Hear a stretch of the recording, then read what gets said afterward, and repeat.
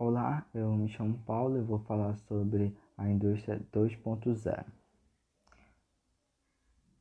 Bem, essa indústria teve seu início no século XIX, inicialmente na Inglaterra, mas que posteriormente vai expandir-se para outros países como a Rússia, o Japão, a Alemanha, entre outras potências da época. Ela representa o início de um novo período da industrialização, pois nesse período ocorre avanços tecnológicos, a criação de novas indústrias e melhorias na capacidade de produção. E vai terminar ao fim da Segunda Guerra Mundial. Bem, agora vamos falar sobre as inovações do período. E uma delas é a substituição do carvão pelo petróleo. A segunda é a eletricidade, que vai permitir a invenção de meios de comunicação e da lâmpada incandescente, uma grande evolução para a época. Além do petróleo e da eletricidade, tem as ferrovias, que vão permitir saídas de bens produzidos para que tenha um aumento no mercado consumidor. E, por fim, a utilização do aço para construir pontes, prédios e ferramentas bem melhores do que o ferro. Modelo de produção. Bom, nós temos o Fordismo e o Taylorismo, que ambos visam uma maior eficiência da produção, buscando um menor custo e um menor tempo. A imagem representa bem como funcionava. O trabalhador fica estático, exercendo apenas uma etapa do processo de produção. Bem, agora vamos falar sobre a realidade dos trabalhadores nas indústrias. A primeira coisa a se ressaltar é que o ambiente de trabalho era insalubre. Os funcionários recebiam salários bem baixos. Na época ainda não havia as leis trabalhistas.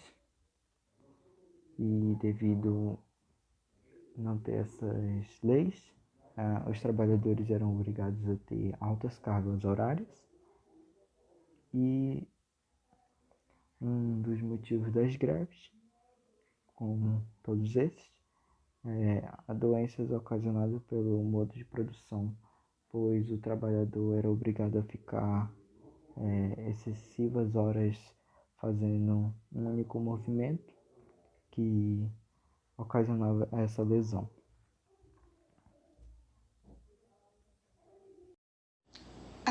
Oi, meu nome é Ingrid, eu sou da turma 2ª I e eu vou começar falando sobre o cartismo. Bom, previamente, o cartismo é o nome dado ao primeiro movimento em grande escala das classes operárias da Inglaterra, onde ocorreu mais ou menos entre as décadas de 30 e 40 do século XIX.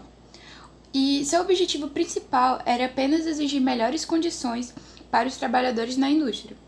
E durante esse tempo, melhor dizendo, durante anos, os cartistas realizaram comícios e se encontravam em um contexto também de total manifestação por todo o redor do país. O nome do movimento originou-se através da carta escrita pelo radical William Lovett em 1839, a nomeada Carta do Povo, onde encontravam-se todos os direitos que os manifestantes desejavam para que lhes fosse oferecido.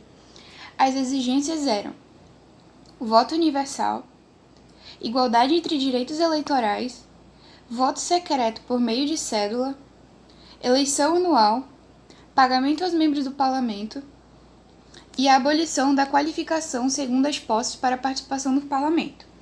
E bom, o cartismo foi o primeiro movimento visto como de classe, mas também nacional, que revoltavam-se contra as injustiças sociais. E após esse movimento, muitas leis trabalhistas foram implementadas, tendo em mente a melhora das condições de trabalho e, por fim, na exploração e mediar a relação de operário para com a burguesia industrial. Agora falando sobre a Carta do Lavoro.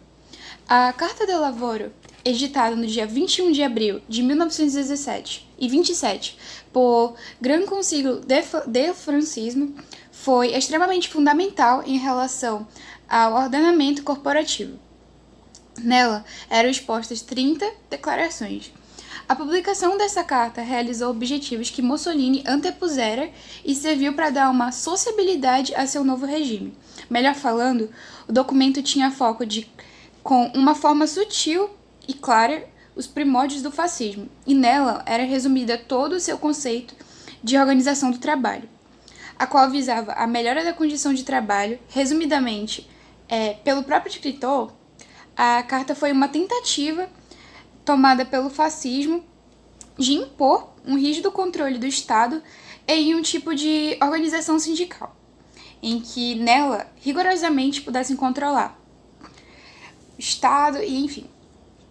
Então, evidentemente, o regime fascista tinha como visão controlar o trabalhador e também controlar o sindicato. E o bem maior e obrigatório era tido como o desenvolvimento do Estado totalitário.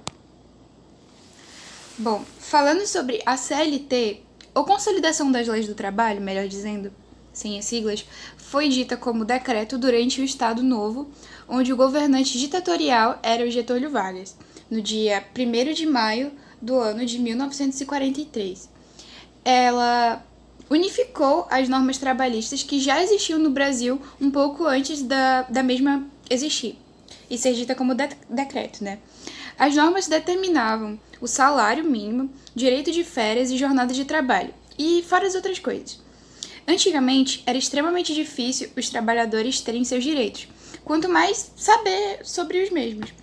A CLT contribuiu gigantescamente para os direitos do trabalhador, os direitos, enfim, trabalhistas, o que facilitava identificá-los e aplicá-los.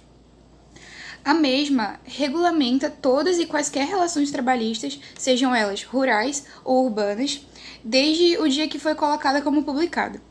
E desde esse dia, a CLT já sofreu algumas modificações, tendo o foco da facilidade de compreensão textual da modernidade, enfim, as modernidades, conforme o tempo vai passando, mas seu real foco nunca mudou, qual é proteger o trabalhador e regulamentar as relações trabalhistas.